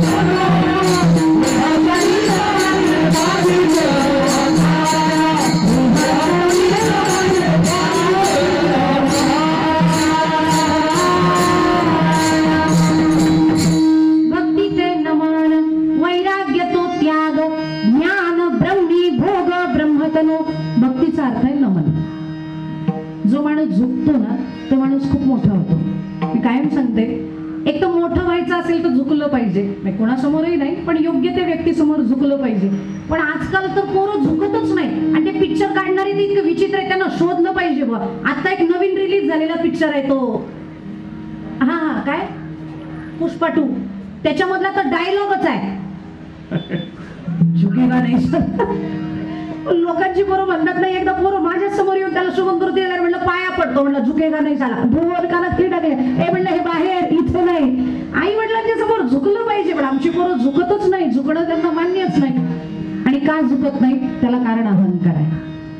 माणसाचा अहंकार माणसाच्या नाशाला घेऊन जातो माणसाला. म्हणून अहंकार गेला. तू काय म्हणे काय परमार्थात आल्यावर अहंकार जातो असं म्हणतात, पण आजकाल तसं चित्र नाही. माणसं परमार्थात येऊन अहंकारी होतात. थोडंफार काही ज्ञान आलं की त्याला असं वाटतं मी म्हणजे ज्ञानोबाच, मी म्हणजे तुकोबाच. अरे हो, जरा धीरानं घे, प्रवास हळू कर. ज्ञानोबांना एवढं सगळं येत होतं तरी सुद्धा ज्ञानोबा स्वतःला कधी मोठं म्हणत नाही. अख्खी ज्ञानेश्वरी लिहिली पण तरी सुद्धा निवृत्तीनाथांच्या कृपेमुळे हे जमलंय हे म्हणतात ज्ञानोबा आहे. आणि आपण ज्यांच्याकडनं शिकलो त्यांनाही मोठं म्हणायला तयार नाही. हे दुर्दैव नाही आपलं. ज्ञानोबा इतके ज्ञानी, तुकोबांचं ज्ञान काय सांगायचंय. पंचवेद त्यांच्या गाठ्याला म्हणतो आपण, पण ते तुकोबा एका नाटात म्हणतात मी तवा नाथ अपराधी कर्महीन मतिमंद बुद्धी तुझं मी आठविले नाही कधी वाचे कृपानिधी माय बाबा. खरंच ही वस्तुस्थिती आहे. मोठी माणसं कधीच स्वतःला मोठी म्हणत नसतात, पण समाजाला त्यांचं मोठेपण दिसत असतं. आणि म्हणून मी सांगते, मोठं होण्याच्या नादात मोठ्यांचा सन्मान करायला कुठं विसरू नका. आणि जो झुकतो ना तो ज्ञानानं परिपूर्ण भरतो, आणि जो भरतो तो कायम झुकलेला असतो. 2 वाक्य सांगितली कशी ती तुम्हाला सिद्ध करून दाखवते. पहिलं वाक्य होतं, ज्याला ज्ञानानं भरून घ्यायचं असेल त्याला झुकावं लागतं. पूर्वीच्या काळी घागरी असायच्या, घागरी. बरं, त्या घागरींचं एक वैशिष्ट्य आहे, त्यांना रहाटाला बांधल्यानंतर थेट जर खाली सोडलं तर ती घागर कधीच भरायची नाही. मग तिला भरण्यासाठी रहाटाची दोर हलवावी लागायची. रहाटाचा दोर हलवला की ती घागर वाकडी व्हायची. मग ती जेवढी झुकायची तेवढी भरायची, जेवढी वाकेल तेवढी, म्हणजे जेवढं आपण वाकतो तेवढे आपण भरतो. कोणती घागर? ही. पण ती जेवढी वाकेल तेवढीच का भरते? कारण ती जेवढी वाकते तेवढी आतली हवा ती बाहेर काढत असते. कारण पाणी जरी तिच्यात नसेल तरी हवा खूप असते. सध्या आपल्यात पण खूप भरलेली आहे अभिमानाची. मी लय मोठा आहे आणि मी काय माहितीये का, भांडणं झाल्यावर तर लोकांचं ठरलेलं वाक्य, ए मी कोण आहे तुला माहितीये का? अरे कोण आहे तू? लोक म्हणतात याचा राईट हँड याचा लेफ्ट हँड, अरे त्या राईट लेफ्टनी ते काय काय करतात हे तरी तुला माहिती आहे का? तरी सुद्धा लोक म्हणतात मी कोण आहे तुला माहिती आहे का? लोकांचं उदाहरण देणं थांबवा, खरोखर आपण कोण आहे हे सिद्ध तर करून दाखवा. पण तो अहंकार बाहेर गेला की हवा बाहेर गेली की जेवढा अहंकार बाहेर जातो तेवढे पाणी आत येतं, ज्ञानरूपी पाणी आत येतं. तसं आपल्या मस्तकातला अहंकार दूर झाला पाहिजे आणि जितके आपण त्या संतांसमोर वाकू तितके ज्ञानानं आपल्या डोक्याच्या घागरीला आपण भरून घेऊ शकतो. आणि एकदा का ती परिपूर्ण भरली की ती तरी सुद्धा झुकतेच. जो भरलेला असतो तो झुकलेला असतो. कसं ते सांगते, आपल्याकडे शाळू होतो, शाळू ज्वारी ती जी ज्वारी आहे ना तिचं कडी जोपर्यंत तिच्यात काहीच नसतं ना तोपर्यंत एकदम ताट असतं, त्यासाठी छान वाऱ्यावरती डोलत असतं. पण एकदा का त्याच्यात दाणे भरायला लागले की त्या कणसाला त्या दांडीला त्याचं ओझं सहन होत नाही. मग ते काय करतं, ते जसं भरायला लागतं ना तसं वाकायला लागतं. आणि एक वेळ अशी येते की पार त्याची आकडी होते, पारच खाली ते जमिनीकडे तोंड करतं. पार जमिनीकडे तोंड केलं की शेतकरी काय म्हणतो, हे पूर्ण भरलंय, परिपक्व झालंय, काढणीला आलेलं आहे. म्हणजे जे पूर्ण झुकलेलं आहे ते पूर्ण भरलेलं आहे, जे पूर्ण झुकलेलं आहे ते पूर्ण. आता हे फोडून सांगू का कळलं? जो पूर्ण झुकतो तो पूर्ण भरलेला असतो. त्याच्यामुळे आपण जर भरलेलो असू तर आपण कायम डाऊन टू अर्थ राहू, कायम आपण नतमस्तक राहू, कायम आपण नम्र राहू. आणि जो माणूस नम्र होतो त्याला पाहिजे ती इच्छित गोष्ट मिळू शकते. म्हणून नम्र होणं गरजेचं आहे. आणि म्हणून भक्ती ते नम्र असं आपल्याला संत सांगतात. पण ही भक्ती करत असताना त्याच्या बरोबरीनं दोन गोष्टी आपल्याला असाव्या लागतात, वैराग्य आणि ज्ञान. वैराग्य 7 प्रकारची सांगितलेली आहे. थोडं वाढलं चालेल ना, एक 5-10 मिनिटं चालेल ना? भुका नाही ना एवढ्या अजून लागल्या?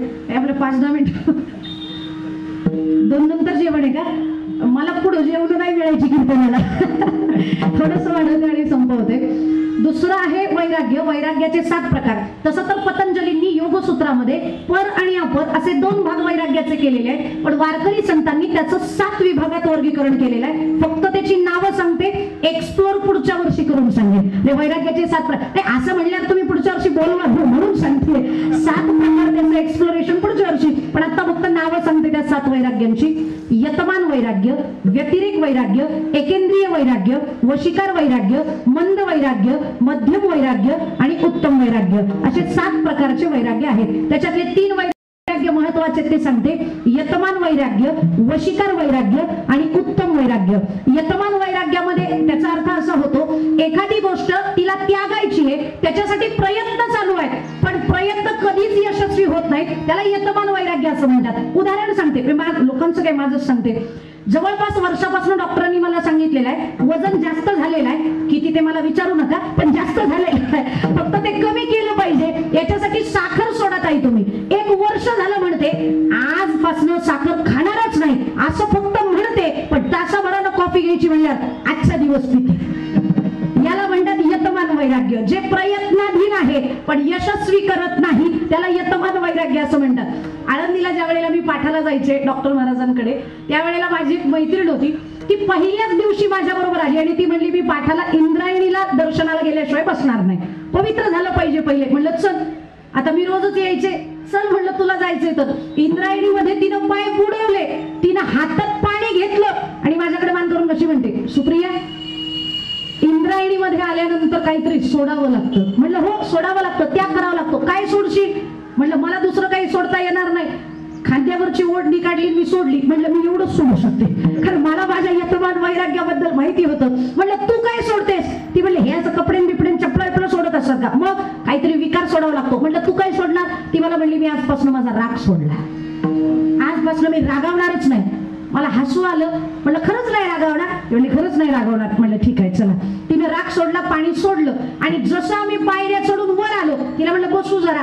आता आलोयचे इंद्रायणीला तर पाठ असा तसा पहिला जाणारच आहे विचारसागराचा. तो पाठ झाल्यावरच जाऊ, अर्ध्यात गेल्यावर डॉक्टर महाराज रागवायचे. त्याच्यामुळे म्हणलं बस इथं. बसल्यानंतर तिला म्हणलं बाबा आज आनंद झाला, तू आली काहीतरी सोडून चालली, पण तू काय सोडलं? ती म्हणली अगं राग सोडला. नाही म्हणलं माझ्या लक्षात नाही राहिलं. तिला म्हणलं चला आता दर्शन करू माऊलींचं. दर्शनाला जाता जाता 4 पावला चढल्यावरती परत तिला विचारलं अगं माझ्या लक्षातच नाही राहिलं, तू काय सोडलं? ती म्हणली मगाशी सांगितलं ना राग सोडला. आणि पुढे गेल्यावर 5व्यांदा विचारल्यावरती ती म्हणली आता जर परत विचारलं ना तर 2 काला खाली टाकेल. सांगितलेलं परत नाही का राग सोडला?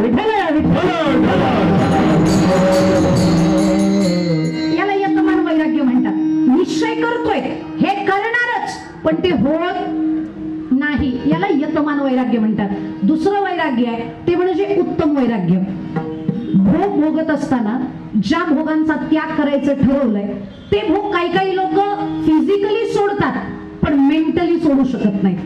एखादा ब्रह्मचारी आहे पण तो ब्रह्मचारी फक्त लग्न न करूनच आहे, नाही तर त्याच्या डोक्यात हेच विचार चालू आहे, केलं असतं तर बरं झालं असतं, पोरं झाली असती किंवा वंशाला वारस झाला असता. याला म्हणतात उत्तम वैराग्य. म्हणजे शरीरानं तुम्ही वैराग्य धारण केलेलं आहे पण मनानं वैराग्य धारण केलेलं नाही, याला म्हणतात उत्तम वैराग्य. आणि तिसरा आहे वशीकार वैराग्य. फिजिकली मेंटली दोन्ही बाजूनं आम्ही वैराग्य धारण केलेलं आहे. आम्ही जी वस्तू शरीरानं सोडली तीच वस्तू आमच्या मनानं पण सोडली, आणि याच्यापेक्षा चांगली वस्तू जरी आमच्या आयुष्यात आली तरी आता आम्हाला काहीच नकोय. विषय तो त्यांचा झाला नारायण, नावडे जन धन माता पिता, याला म्हणतात वशीकार वैराग्य. आणि याचं वर्णन पतंजलीने योगसूत्रात असं केलेलं आहे, दृष्टानुश्रवी विषय वितृष्णस्य वशीकार नाम संज्ञा वैराग्य. आणि या वैराग्याची प्राप्ती झाली की आपण वैराग्य तो त्याग हा पोषक भक्तीला आपल्याला मिळाला असं म्हणता येईल. आणि चला सगळ्यात शेवटचं आहे ते म्हणजे ज्ञान. ज्ञान ग्रहण केलं पाहिजे. ज्ञानाशिवाय भक्ती पांगली आहे आणि भक्तीशिवाय ज्ञान आंधळ आहे. त्याच्यामुळे आपल्याला भक्ती पण पाहिजे आणि ज्ञान पण पाहिजे. ज्ञान ग्रहण करत असताना योग्य तो साधू, योग्य तो मार्गदर्शक, आणि त्यानं आपला अधिकार पहिले निर्माण केला पाहिजे. कारण ज्ञान गुरु कुणालाही देत नाही. अधिकार तैसा दावियेला मार्ग. उठून सुटून कुणी परमार्थात आल्यानंतर लगेच म्हणायला लागला अहम ब्रह्मास्मी नयम आत्मा ब्रह्म, ते आम्हाला शिकवा. जमणार आहे का ते? त्याला पचणार आहे का ते? त्याला नाही पचणार. पण त्या सद्गुरूंकडे गेल्यानंतर तो हे अभ्यासेप्य समर्थोसी मत कर्म परमो, अभ्यासात प्राप्ती त्याला होते. सतत जर आपण त्या गोष्टीचा ध्यास घेतला तर आपण त्या ज्ञानापर्यंत, त्या ब्रह्मतत्वापर्यंत, तत्त्वम असी या तत्वापर्यंत पोहोचू शकतो. जे ज्ञानोबरायांनी फार सोप्या भाषेत सांगितलेलं आहे. तो हा विठ्ठल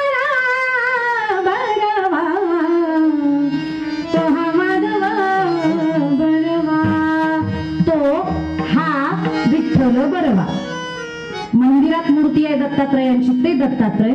आणि एक दत्तात्रय जे इथं विराजमान आहेत ते दत्तात्रय, जे प्रत्येकाच्या आत्मरंगामध्ये रंगतात आणि ते आत्मरूपानं वास्तव्य करतात, ते दत्तात्रय. तुझं मज नाही भेद केला सहज विनोद, याला म्हणतात ज्ञान. आणि हे ज्ञान प्राप्त झालं की मग तुम्ही देहाच्या निरासापर्यंत पोहोचता. आणि हे तुकोबा अभंगाच्या द्वितीय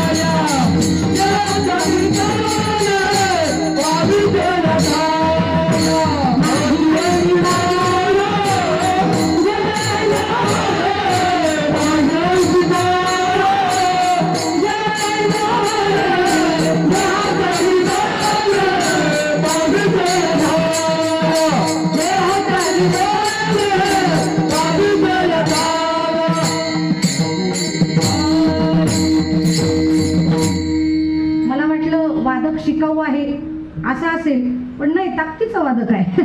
देहाच्या निरसने पाविजे अठाया माझी ऐसी काया जवन हे. देहाचा विसर पाडी मज, हे जे तुकोबा म्हणतात ते याच्यासाठी. ज्या देहावर आपण खूप प्रेम करतोय ना त्या देहाबद्दलची आसक्ती कालपरत्वे वयपरत्वे कमी झाली पाहिजे.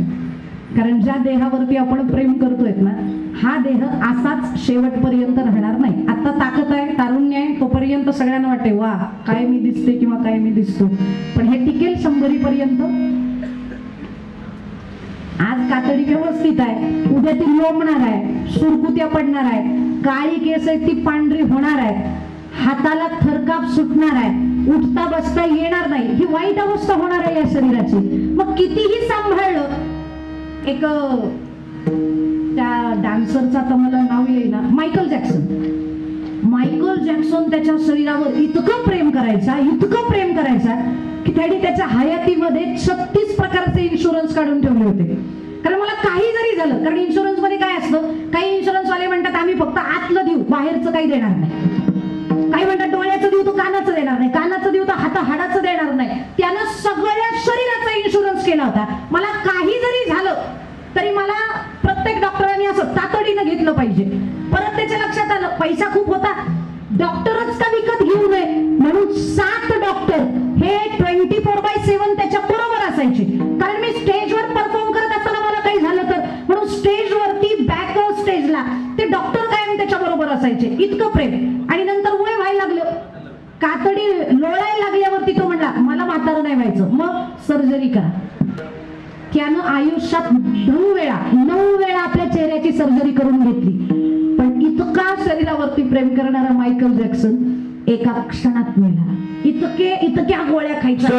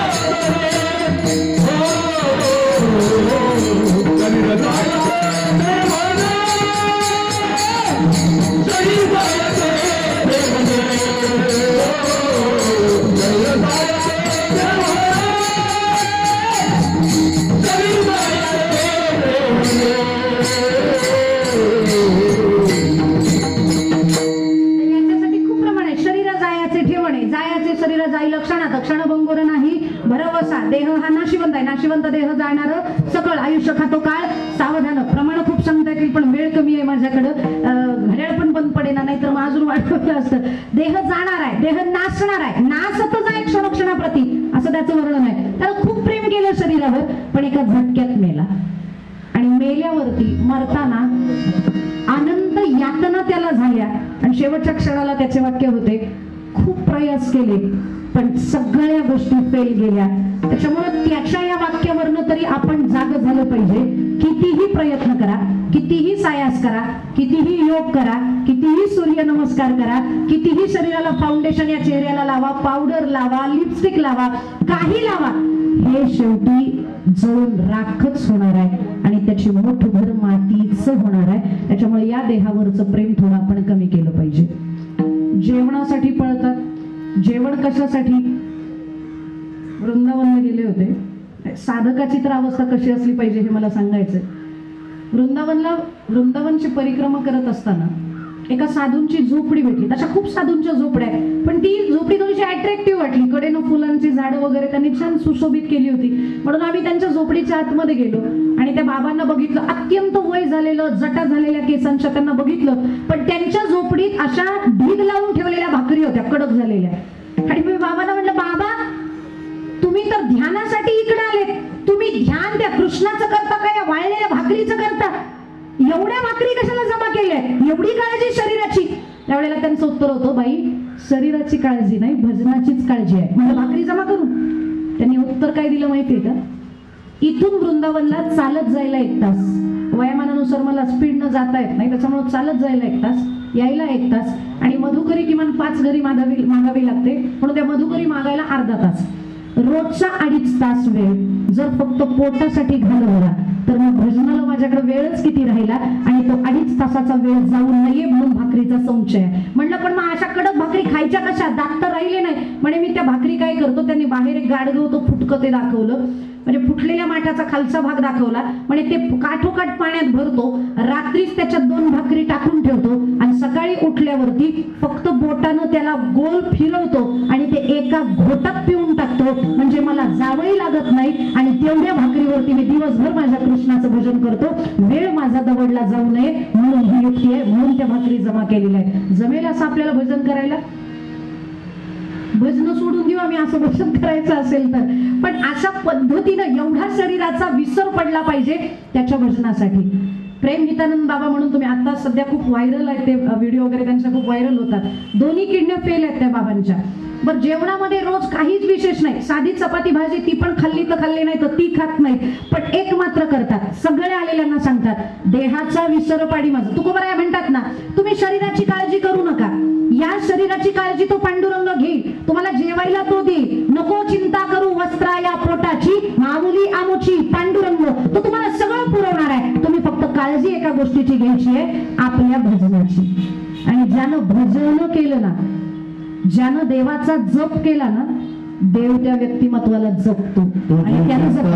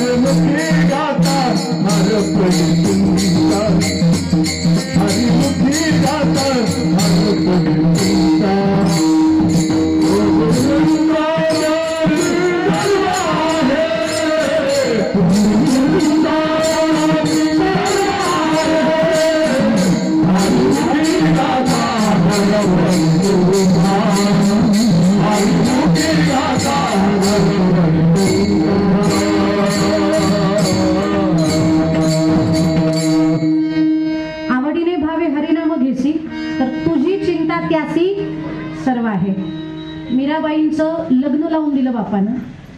बापाचा राजवाडा सोडून नवऱ्याच्या घरी आल्या, त्याही राजवाड्यात. पण त्याही राजवाड्यात मन नाही लागलं त्यांचं, तिथूनही निघाल्या. एवढा मोठा राजवाडा, राजाची बायको असताना सुद्धा निघाल्या आणि वृंदावनात एका झोपडीत जाऊन राहून लागल्या आणि भजन करू लागल्या. मग एका साधकानं विचारलं, राजाची पत्नी आहात तुम्ही, इथं येऊन का राहिल्या? त्यावेळेला त्यांनी सांगितलं, राजवाड्यात जरी राहत होते तरी काळजी त्यालाच होती आणि झोपडीत जरी राहत असेल तरी काळजी त्यालाच आहे. मग जर काळजीच घेणारा तो आहे तर मग त्याच्यासाठी वेळ का घालवू नये? मग आता पुढे काय करणार? आता त्याला जसं वाटेल तसं जीवन जगणार. जिन भैसा भरोसा वरोनीचे, वही भैस धरूंगी रे बारा, मैं बैरागन होंगी, मैं बैरागन होंगी. चाहो तो कुसुमल साड़ी रंगावा, चाहो तो भगवा भेष, चाहो तो मोतियार मांग भरावा, काहे चिटकावा केस रे बारा, मैं बैरागन होंगी, मैं बैरागन होंगी, मैं बैरागन होंगी.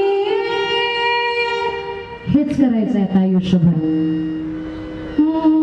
गड से तो मीराबाई उतरी, करवाली नो साय गावत छोडो मीरा मेघ तो पुष्कर नावाचा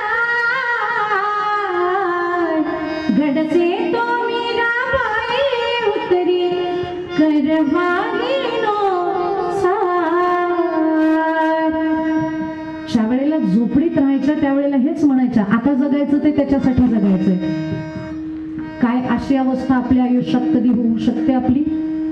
कीर्तन ऐकताना, मीराबाई ऐकताना, शबरी ऐकताना, सुदामजी ऐकताना आपल्यालाही वाटलं पाहिजे कैयसी दशा येईल माझे रंगा चित्त पांडुरंगा चुर तसे.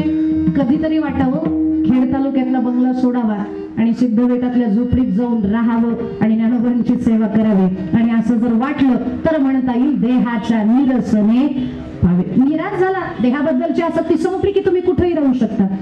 आणि जर अवस्था शंकरांसारखी झाली मग तर बोलायचंच नाही. पण ती अवस्था सहजासहजी प्राप्त होणार नाही. म्हणून आपण फक्त भजन करा. कोणतं? विठोबा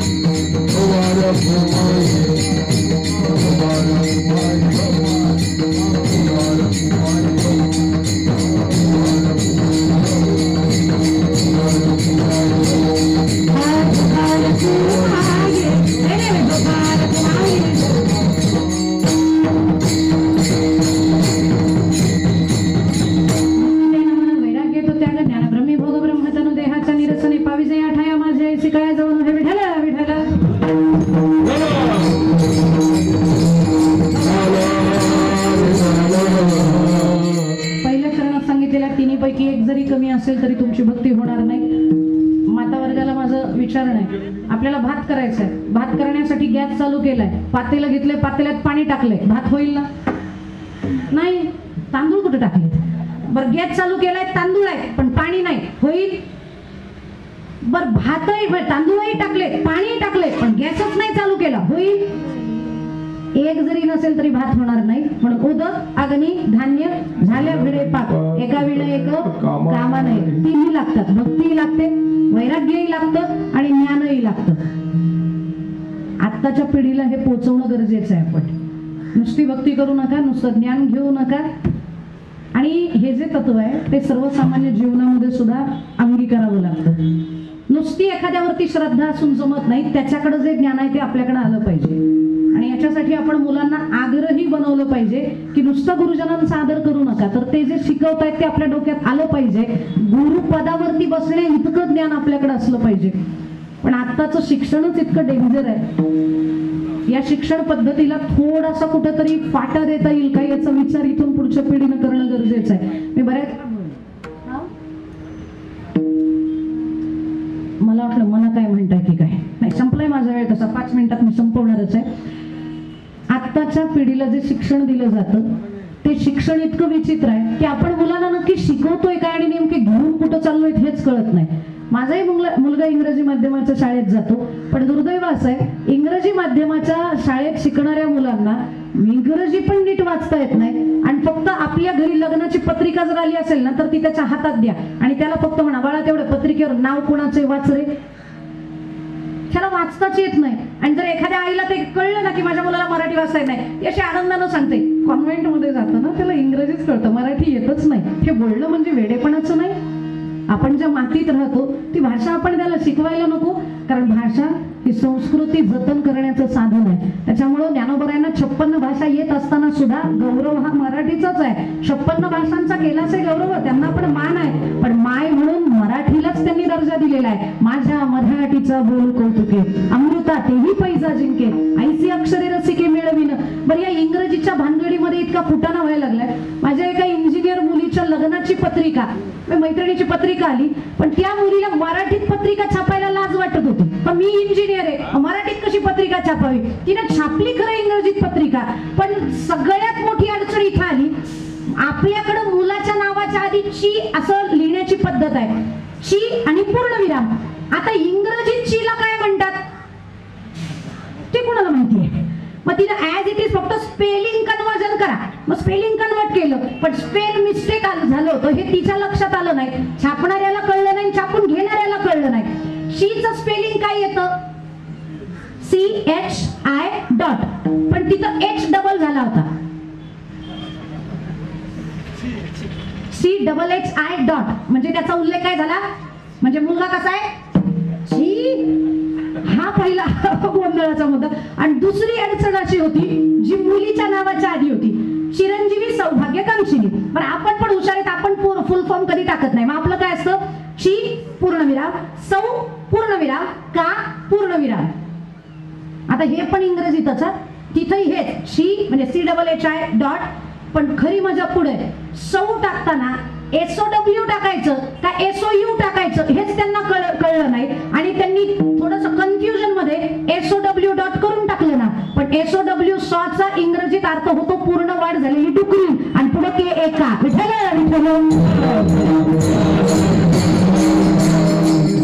मुलालाही प्रश्न पडावा की ही पूर्ण वाढ झालेली डुकरी माझ्याच नशिबी का म्हणून ची सो का. हा थोडासा विचित्र खेळ चालू झालेला आहे. आणि म्हणून आपल्या मुलांना आपण इंग्रजी शिकवत असताना ते तरी किमान व्यवस्थित शिकवा. इंग्रजी हे वाघिणीचं दूध आहे हे जरी वास्तव असेल तरी सुद्धा मराठीचा गौरव आपण आपल्या मुलांना करायला शिकवला पाहिजे. आणि मराठी भाषा बोलणाऱ्यांना आनंद घेता येतो भाषेचा. आपली मराठी भाषा जगात एकमेव भाषा मराठी अशी की जी डबल मिनिंग आहे. माहिती आहे ना, डबल मिनिंग म्हणजे दुहेरी भाषा, जी दुटप्पी भाषा म्हणतात ना, म्हणजे जिचा एकच अर्थ निघत नाही तर ती 2-2 अर्थ निघतात. आणि तो ज्याला म्हणजे भाषा बोलताना सुद्धा आनंद घेता येतो. माझ्या भावाच्या मैत्रिणीच्या घरी आम्ही गेलो, तसं जायचं नियोजन नव्हतं, पण तिच्या घराच्या जवळ कीर्तन. आणि मराठी भाषा मजा कशी आणते माणसाला जीवन जगताना, किंवा आनंद कसा निर्माण करते, विनोद कसे निर्माण करते हे सांगते. तिच्यातल्या एका रसाची झलक सांगते, बाकीच्या 8 सांगायला मला वेळ नाही. त्याच्या मैत्रिणीच्या घरी गेलो कारण तिच्या घराच्या जवळ कीर्तन होतं. तिच्या घरी गेल्यानंतर मग आता तोही थोडासा वरमला की बाबा बहिणी बरोबर तिच्या घरी कसं जावं. आणि मग ती म्हणली काय रे इतक्या दिवसात ना आला साठे, बरं आहेस ना. तर म्हणला हो बरं आहे. ती म्हणली तुझ्यासाठी आता इतक्या दिवसात ना आलायस, मग तुझ्यासाठी काहीतरी करते. म्हणलं आता काय करते. त्यानं सांगितलं आमचा उपास आहे, आम्हाला काही जमणार नाही खायला. ती म्हणली काही नको किसच करते थांब. मनातल्या मनात म्हटलं माझ्यासमोर नको. ती म्हणली किसच करते, लवकर होतो, वेळ लागत नाही करायला. पण तेवढ्यात तिच्या आईने सांगितलं नीट बनवून मला पण बनव ग. तेवढ्यात ही जोरात कशी ओरडून सांगते, आई तो एवढ्या दिवसांनी आलाय, मला जरा गप्पा मारू दे, तूच जर किस केला तर किती बरं होईल. म्हटलं तुझं जमलं असतं, आईचं कसं जमायचं. पण वरनं त्या आईनं सांगितलं तू काय आता लहान राहिलेली नाहीस, मोठी झाली आहेस, तुला आता करता यायला पाहिजे, तू शिकली पाहिजेस. पण तेवढ्यामध्ये यानं सांगितलं आम्हाला कुणाचाच किस नको, ना तुझा ना तिचा, आम्हाला इथं निघू दे. ही मराठी भाषा आहे. विठ्ठल विठ्ठल. फक्त आपल्यामधला जोकर कायम जर जागा असेल तर सहज बोलणं, सहज बोलता बोलता सुद्धा विनोद होऊन जातात. आणि हे सुख फक्त मराठीतच लागतं, इतर भाषांमध्ये लागत नाही. ही मराठीची समृद्धता आहे, तिच्यामध्ये शृंगार आहे, तिच्यामध्ये विनोद आहे, तिच्यामध्ये आनंद आहे, तिच्यामध्ये समाधान आहे. हे रस त्या मराठीत आहेत. म्हणून आपण शिक्षण पद्धती आहे ना त्याच्यामध्ये थोडंसं ज्या शाळा व्यवस्थित शिकवतात अशाच शाळांमध्ये मुलं घाला. आणि भाषा जिथं मराठी व्यवस्थित शिकवली जाते, जिथं संस्कृती टिकवली जाते. बऱ्याच शाळा अशा आहेत की ज्या इंग्रजी शिकवतात पण मुलींना बांगडी घालू देत नाही, मुलींना गंध लावू देत नाही, मुलींनी कानातलं घालायचं नाही. का? कारण आमची कॉन्व्हेंट शाळा आहे. तुम्हाला शिक्षणाचे पैसे देतोय, आमचा धर्म वाटवण्याचे पैसे देत नाहीत, हे आपण ठामपणानं म्हणलं पाहिजे. पण आपण ते सध्या म्हणत नाही. आणि म्हणून आमच्या मुलांना ज्ञान घेण्यासाठी नाही त्या ठिकाणी जावं लागतं. त्याच्यामुळं आपणच काही अशा वेगळ्या पद्धतीच्या संस्था निर्माण करू शकतो का की ज्या सगळ्याच भाषा शिकवतील पण मराठीचं जाज्वल्य अभिमान सुद्धा बाळगायला शिकवतील. आणि हे ज्याला जमलं त्याला गुरुची किंमत कळेल आणि मग तो त्या गुरुच्या पदापर्यंत मी कसा जाऊ शकेल याचा विचार करायला कुठंतरी प्रवृत्त होईल. आणि जोपर्यंत ही प्रवृत्ती निर्माण होणार नाही तोपर्यंत परमार्थही जमणार नाही. आणि ज्ञान नसेल तर तरी तुमचा परमार्थ होणार नाही. म्हणून मी हे सांगत होते, उदक अग्नी धान्य झाल्या घडे एका विना एक कामाने. आणि तुकोबराय म्हणतात तुमचा परमार्थ योग्य आहे की नाही याची परीक्षा जर तुम्हाला करायची असेल तर माझ्याकडे या. माझ्याकडे म्हणजे तुकोबांकडे जा. कारण तुका म्हणे मज कळते चाचणी बडबडीची वाणी अथवा सत्य.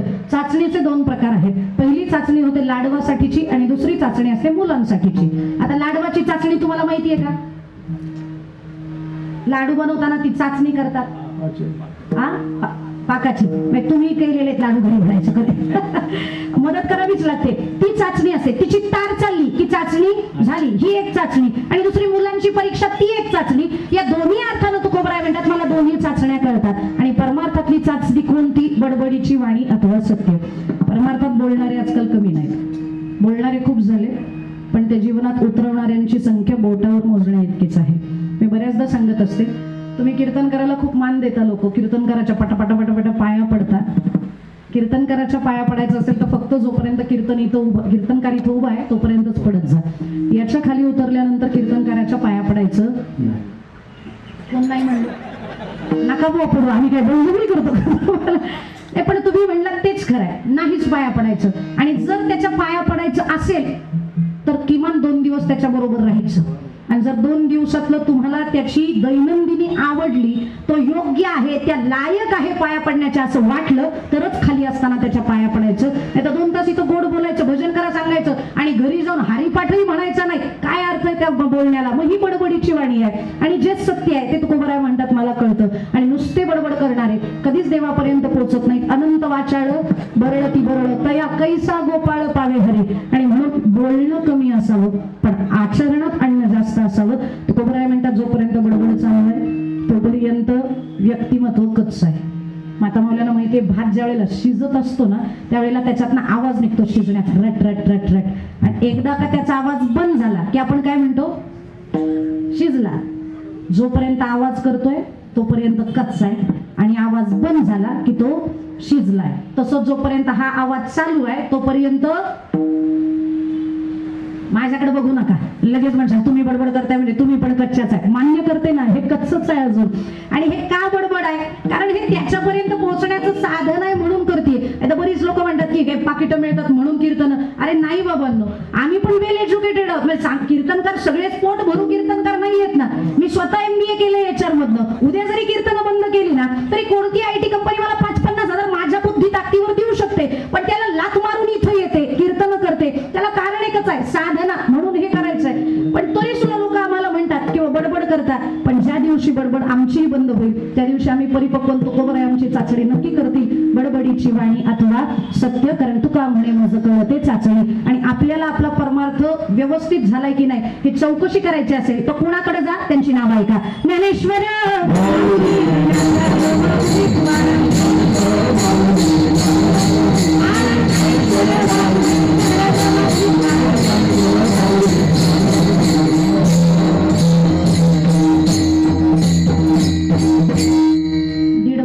ठरलेल्या नियोजित वेळेपेक्षा अर्धा तास मी तुमचा अधिक घेतला, त्याबद्दल सर्वांची मी दिलगिरी व्यक्त करते. झालेली सेवा ज्ञानोबराय तुकोबराय आदिशक्ती मुक्ताबाई अखिल कोटी ब्रह्मांड एक पांडुरंग परमात्मा दत्तात्रय यांच्या चरणी सादर समर्पित करण्यापूर्वी 1 मिनिट आता सगळ्यांना माझी रिक्वेस्ट आहे. एवढा वेळ मी तुम्हाला त्रास दिला नाही, शेवटच्या अर्ध्या मिनिटासाठी त्रास देते. आता याच्यानंतर एक कार्यक्रम आहे, कोणता? मम आत्मनहा, जेवणाचा महाप्रसादाचा कार्यक्रम आहे. आणि आपल्याकडे नियम आहे, ज्याची खावी पोळी त्याची वाजवावी किमान प्रसादा इतकं भजन आपल्याकडनं झालं पाहिजे, म्हणून 2 मिनिटात भजन. दिगंबरा दिगंबरा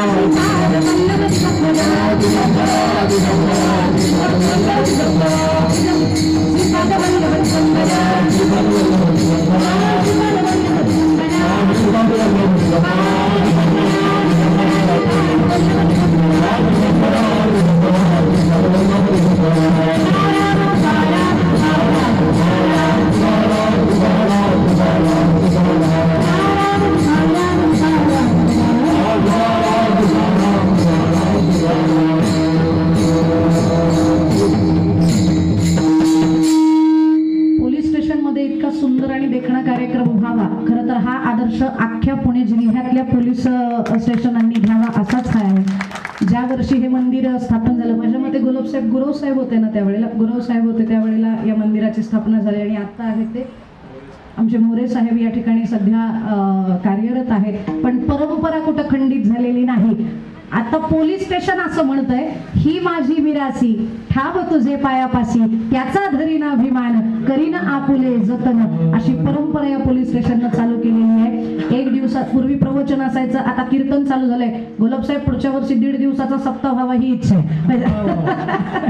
तुम्ही वडजाल बामण्याला दिली ओसरी अन्न, माझं नका ठेवू 2 दिवसाचं, पण 2 दिवसीय व्हावा. काल्याचं कीर्तन छान व्हावं, कारण तुम्ही खर्च फार सुंदर करताय, अगदी आयोजन आहे. आणि दरवर्षी वाढत चाललंय. कारण पहिल्या वर्षी बळजबरी श्रोते आणले होते तुम्ही, मला माहिती आहे, कारण पोरं उचलून आणली होती तर बसारी त्यांना बसवलं होतं. कारण पहिल्याच वर्षी कार्यक्रम होईल की नाही, समोर समाज असेल की नाही, त्याही वेळेला मोजकी लोक आली होती. दुसऱ्या वर्षाला अजून लोक वाढली.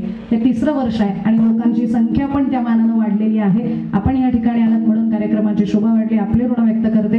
गोलब साहेबांची खूप घालमेल असते, कार्यक्रम होईल तोपर्यंत व्यवस्थित झाला पाहिजे, सगळं अरेंजमेंट त्यांचं आहे, म्हणून आपले ऋण व्यक्त करते. या ठिकाणी जमलेल्या गुणीजनांच्या सर्वांच्या चरणारविंदावरती कोटी कोटी नमन. नाव घेणार नाही कोणाचंच, कारण ते एक नाव घेतलं की बाकीच्या ज्याचं घेतलं नाही तो तुम्ही काही घोडं मारले का ह्याचं, तू ये पुढच्या वेळी आमच्या गावात तुला सांगतो, असं काही वाईट लोक. म्हणून सगळ्यांच्या चरणारविंदावरती कोटी कोटी नमन. 3ही वादक, पेटी वादक, विणेकरी, साऊंड सिस्टीम ऑपरेटर सगळ्यांचे ऋण व्यक्त करते. आणि सेवेला पूर्णविराम देण्याबद्दल भैरवी म्हणणार आहेत का? मग मीच म्हणते, तुका म्हणे मज कळते चाचणी